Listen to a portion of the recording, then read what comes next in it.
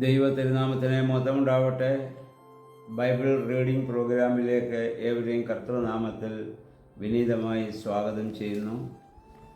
ഇത് നമ്മൾ വായിക്കുന്നത് 2 ദിനവൃത്താന്ത പുസ്തകം 14-ാമത്തെ അധ്യായമാണ്. കഴിഞ്ഞ അധ്യായത്തിൽ അബിയ രാജാവിൻ്റെ ഭരണമാണ് നമ്മൾ കണ്ടത്. അദ്ദേഹത്തിന് ശേഷം അദ്ദേഹത്തിൻ്റെ മകൻ ആസ എന്ന് പറയുന്ന വ്യക്തി ഭരണമേൽക്കുകയാണ്.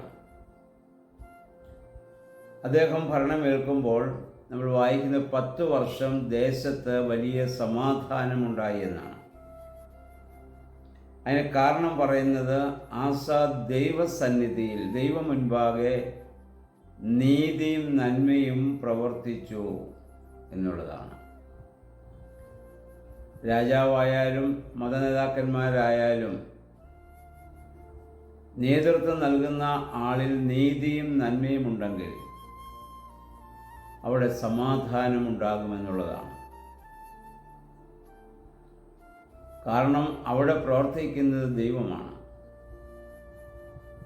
ആസ ദൈവത്തോട് പ്രാർത്ഥിക്കുന്നവനും ദൈവത്തോട് ആലോചന ചോദിക്കുന്നവനും ദൈവം മുൻപാകെ സമർപ്പിതമായ ഒരു ജീവിതം നയിച്ചവനും ആയിരുന്നു എന്ന് ഇതിൽ നിന്ന് നമുക്ക് മനസ്സിലാക്കാം. അതുകൊണ്ടാണ് ആ സമയത്ത് ആ സ്ഥലത്ത് സമാധാനം ഉണ്ടാകാനുള്ള കാരണം. യഥാർത്ഥ സമാധാനം ദൈവം തന്നെയാണ്. നമ്മുടെ കർത്താവും എപ്പോഴും പറഞ്ഞിട്ടുള്ളത് നിങ്ങൾക്ക് സമാധാനം എന്നുള്ളതാണല്ലോ. ജീവിതത്തിലെ ഏറ്റവും വലിയ സമ്പത്തും സമാധാനമാണ്. മറ്റെന്തെല്ലാം ഉണ്ടെങ്കിലും സമാധാനമില്ല എങ്കിൽ മറ്റൊന്നും നമുക്ക് ആസ്വദിക്കുവാൻ സാധിക്കുകയില്ല. അദ്ദേഹം യഹൂദയിലെ നിവാസികളോട് ആവശ്യപ്പെടുന്ന 4-ാം വാക്യത്തിൽ നമ്മുടെ ദൈവമായ കർത്താവിനെ അന്വേഷിപ്പിൻ, അവിടുത്തെ നിയമങ്ങളും പ്രമാണങ്ങളും അന്വേഷിപ്പിൻ എന്നാണ്. അദ്ദേഹം മാത്രമല്ല, ജനങ്ങളോടും അദ്ദേഹം അത് ആഹ്വാനം ചെയ്തു. ദൈവത്തെ നിങ്ങൾ അന്വേഷിക്കുവിൻ, ദൈവം പറഞ്ഞിട്ടുള്ള കൽപ്പനകളും നിയമങ്ങളും അനുസരിച്ച് നിങ്ങൾ ജീവിക്കുവിൻ, ദൈവം നമ്മളെ കൈവിടുകയില്ല. ആ വലിയൊരു വിശ്വാസം അദ്ദേഹത്തിനുണ്ടായിരുന്നത് കൊണ്ടാണ് ജനത്തോട് അപ്രകാരം ആവശ്യപ്പെടുവാൻ അദ്ദേഹത്തിന് സാധിച്ചത്. നമ്മൾ വായിക്കുന്ന അവൻ്റെ കാലത്ത് രാജ്യത്ത് സമാധാനം നിലനിന്നു. അതിനാൽ നഗരങ്ങൾ പണിയുവാൻ സാധിച്ചു.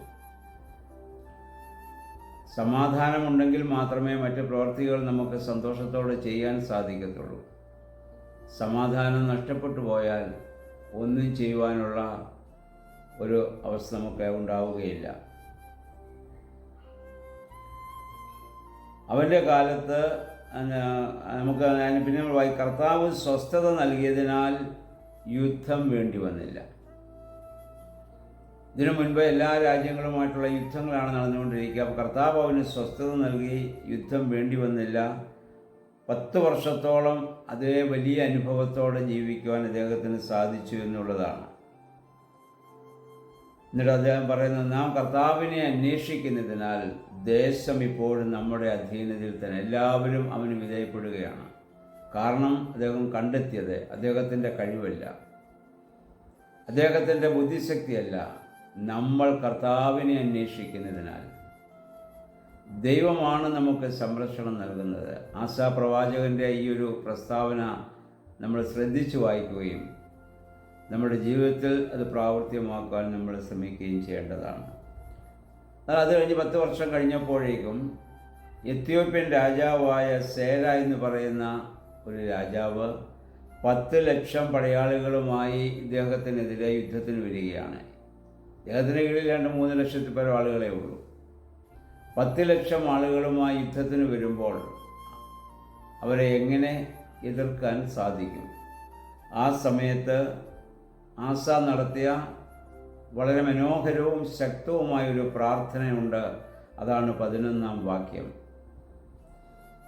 ഇത് നമ്മുടെ ജീവിത പ്രതിസന്ധികളിലും നമുക്ക് പ്രാർത്ഥിക്കാവുന്ന ഒരു വലിയ പ്രാർത്ഥന തന്നെയാണിത്. ആ പ്രാർത്ഥന ഇതാണ്: യഹോവേ ബലവാനെതിരെ ബലഹീനനെ തുണയ്ക്കുവാൻ അങ്ങയെപ്പോലെ മറ്റൊരുത്തനുമില്ല. ഞങ്ങളുടെ ദൈവമായ യഹോവേ, ഞങ്ങൾ അങ്ങിൽ ആശ്രയിക്കുന്നു. ഞങ്ങളെ സഹായിക്കണമേ. അങ്ങയുടെ നാമത്തിൽ ഞങ്ങൾ ഈ മഹാസൈന്യത്തിന് നേരെ വന്നിരിക്കുകയാണ്. യഹോവേ, അങ്ങ് തന്നെ ഞങ്ങളുടെ ദൈവം. മനുഷ്യൻ അങ്ങേക്കെതിരെ പ്രബലപ്പെടുവാൻ ഇടയാകരുത്. പഴയ നിയമത്തിലെ അതിമനോഹരമായ ഒരു പ്രാർത്ഥനയാണിത്. ദൈവമേ, ബലവാനെതിരെ ബലഹീനനെ സഹായിക്കുവാൻ സാധിക്കുന്നവൻ അവിടുന്ന് മാത്രമാണ്. ശത്രു എത്ര ബലവാനായാലും ദൈവം നമ്മളോടൊപ്പം ഉണ്ടെങ്കിൽ നമുക്കവനെ അതിജീവിക്കുവാൻ സാധിക്കും. നമുക്കിന്ന് യുദ്ധം പിശാചിനോടാണെന്ന് നമുക്കറിയാമല്ലോ. ജീവിത സാഹചര്യങ്ങളെയും പൈശാചിക പ്രലോഭനങ്ങളെയും പ്രകോപനങ്ങളെയൊക്കെ നേരിടേണ്ടി വരുമ്പോൾ ഈ പ്രാർത്ഥന നമുക്ക് വളരെ ശക്തി നൽകുന്നതാണ്. ഈ ആസ എന്ന് പറയുന്ന ഈ രാജാവിൻ്റെ പ്രാർത്ഥന ഇസ്രായേൽ ജനം ആ യുദ്ധം ജയിക്കുവാൻ കാരണമായിട്ട് തീരുകയാണ്. എന്നിട്ട് നമ്മൾ വായിക്കുന്നുണ്ട്, കർത്താവ് അവരെ പരാജയപ്പെടുത്തി എന്നാണ് എഴുതിയിരിക്കുന്നത്. കർത്താവ് അവരെ നമ്മളല്ല യുദ്ധം ചെയ്യുന്നത്, നമുക്ക് വേണ്ടി യുദ്ധം ചെയ്യുന്ന ഒരു ദൈവമുണ്ട്. ശത്രുവിനോട് യുദ്ധം ചെയ്യുന്ന ആ ദൈവത്തെയാണ് നമ്മൾ അന്വേഷിക്കേണ്ടത്. നമുക്ക് വലിയ സൈന്യത്തോടൊന്നും നമുക്ക് എതിർക്കാൻ സാധിക്കുകയില്ല. പക്ഷെ ദൈവം കൂടെ ഉണ്ടെങ്കിൽ എത്ര വലിയ ശക്തിയെയും നമുക്ക് അതിജീവിക്കുവാൻ സാധിക്കും. ഏതൊരു പ്രതിസന്ധി ഘട്ടങ്ങളെയും നമുക്ക് തരണം ചെയ്യുവാൻ സാധിക്കും. നമ്മൾ പ്രാർത്ഥിക്കുകയും ദൈവത്തിൽ ആരാധിക്കുകയും ദൈവത്തിൽ പൂർണ്ണമായി സമർപ്പിക്കുകയും ചെയ്യുമ്പോൾ ആ ഒരു വലിയ അനുഭവമാണ് നമ്മുടെ ജീവിതത്തിലുണ്ടാവുക. അതുകൊണ്ട് ആസാഫ് പ്രവാചകനും പ്രാർത്ഥിച്ചതുപോലെ ദിവസവും പ്രഭാതത്തിൽ നമുക്ക് പ്രാർത്ഥിക്കാം. ദൈവമേ, ഇന്ന് പകൽക്കാലം ശത്രുവാകുന്ന പിശാചിൻ്റെ പൈശാചികമായ എല്ലാ പ്രലോഭനങ്ങളെയും പ്രകോപനങ്ങളെയും അങ്ങയോട് ചേർന്ന് അതിജീവിപ്പാൻ തക്കവണ്ണം ഞങ്ങളെ ശക്തീകരിക്കുകയും ബലപ്പെടുത്തുകയും ചെയ്യണമെന്ന് നമുക്ക് പ്രാർത്ഥിക്കാം. വൈകിട്ട് കിടക്കുന്നതിന് മുൻപ് ഇന്ന് നമുക്ക് അതിജീവിക്കാൻ സാധിച്ച ആ പൈശാചിക പ്രലോഭനങ്ങളെ ഒക്കെ ഓർത്ത് ദൈവത്തിന് നമുക്ക് നന്ദി പറയാം. അപ്രകാരം ദൈവത്തിൽ ആരംഭിച്ച് ദൈവത്തിൽ സമാപിക്കുന്ന ദിവസങ്ങളായിരിക്കണം ഓരോ ദിവസവും. പ്രകാരമുള്ള ഒരു നല്ല ജീവിതം നയിക്കുവാൻ നമുക്ക് നമ്മെ തന്നെ പൂർണ്ണമായി സമർപ്പിക്കാം. ദൈവമേ, പരിശുദ്ധാത്മാവേ, അതിന് ഞങ്ങളെ ബലപ്പെടുത്തണമേ എന്ന് നമുക്ക് പ്രാർത്ഥിക്കാം. സർവശക്തനായ ദൈവം നമ്മെ എല്ലാവരെയും സഹായിക്കുമാറാകട്ടെ.